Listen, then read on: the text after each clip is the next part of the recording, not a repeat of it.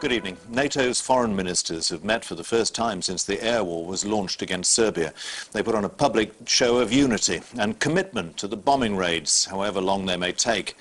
NATO officials have admitted that they may have hit a train by mistake during an attack on a rail bridge. Several of the passengers were killed. It was perhaps the worst era of the bombing so far, if not in numbers, because the authorities are now saying 7 people died, including a 10-year-old boy, then certainly in terms of sheer horror. The train was halted after the first attack cut the electric power. The second attack hit the carriages. Most of the dead were burned in the fire that followed. This isn't just a military conflict, it's a propaganda one as well. And in Yugoslavia, NATO isn't winning the propaganda war. Back in Belgrade, a special session of both houses of the Yugoslav parliament is opening. There's only one item on the agenda, a motion that Yugoslavia should join a formal alliance with Russia and Belarus. One of its main supporters is Vojislav Šešelj, vice premier of Serbia and a fierce nationalist. Some of his followers have been accused in the West of war crimes. He's no great friend of the Western media. Hello, John Simpson, BBC. You don't mind if we broadcast that? Thank you. The debate was quite brief, and almost everyone was in favour. When the vote came, only 5 members abstained. The whole purpose of this debate was to raise the stakes of the conflict. President Milosevic wants to worry NATO with the thought that the conflict might be extended to take in Russia. He also wants to drive wedges between the various members of NATO. It's a high-risk strategy, and it could create fears here in this country too, that the conflict could get out of hand. Brian Hanrahan on the alliance 20 days into the war and not publicly at least having second thoughts. After 20 nights of bombing, NATO has reviewed its strategy and decided to stick with it. Fuel tanks ablaze outside Belgrade, a part of a target list that shows an increasing risk of civilian casualties.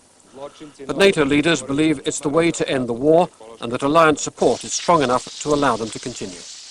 Despite Milosevic's hopes that he would see a weakening of the NATO alliance during the course of this action, I believe, on the contrary, the NATO alliance has been strengthened, and what is more, the public opinion, even in those countries that was questioning NATO action to begin with, can now see the full extent of the justification for it. And this is not a man who can be trusted to look after the cause of our people. When NATO's 19 foreign ministers gathered in Brussels, they managed comparatively easily to produce a public declaration supporting the current strategy. But they also began a private debate on the difficult decisions ahead, such as should the alliance prepare a ground force. No, we had a very full and very open discussion about this over our working lunch. And there was unanimous agreement that we have no intention, no plans to mount any invasion of Kosovo, that we're not going to fight our way in, and we have not changed our position on that. President Clinton spent the day inspecting his bombers. He was meeting B-52 crews at their base in Louisiana. The president is trying to maintain support for the bombing campaign while discouraging the idea of ground troops. We would like to nip this conflict in the bud before it destabilizes all of Europe. We would like to see us make a statement that we don't want the 21st century to be defined, and we don't want American soldiers, sailors, airmen, and Marines to die on distant battlefields in large numbers because we walked away from these ethnic, religious, and racial atrocities. This country is now virtually entirely united against NATO and behind President Milosevic, even though many people I spoke to in the streets here agreed that they'd taken part in the huge demonstrations against him in 1997 for 88 days on end. The reason for the change wasn't hard to find. We don't have a problem with Milosevic. We don't have a problem because our country in a war. Now we are all together. Now we are thinking how our children and our people are dying. If you want to change president, no problem. I first will be with you. but you are not changing our president. You are changing. You are just changing the mind of people, and everyone now hates you, and everything comes from West Europe and America. If I may just add something else, because I was the one walking 88 days 2 winters ago, and we were all, and I'm still against Milosevic and his policy. But within the circumstances, I'm for Milosevic because you are bombing our nation. The atmosphere grew warmer. You are the fucking slaves of American nation. I say. You're mother. Thank you. You're nothing else. Well, can I ask you a question? They're slaves.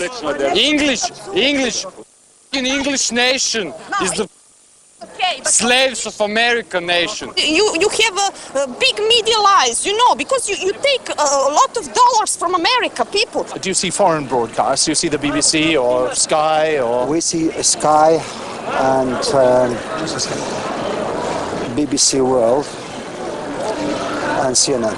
So you know what's happened about all the refugees that have left Kosovo. What do you think about that?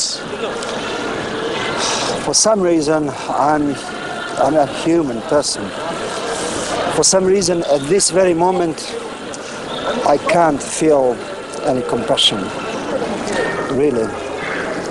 Those people were not murdered. They were not bombed. But all these are typical views. The pictures of ethnic Albanian refugees, for instance, are regarded here as deliberate NATO propaganda. People used to heavily controlled media expect to be lied to by foreign television as well. Every night, the regular Human Shield demonstration takes place on Brankov Bridge in Belgrade to protect it from NATO attacks. Last time many of these people came out onto the streets, they were shouting for President Milosevic's resignation.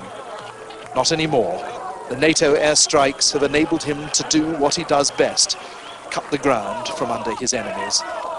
The worse the bombing gets, the stronger he becomes.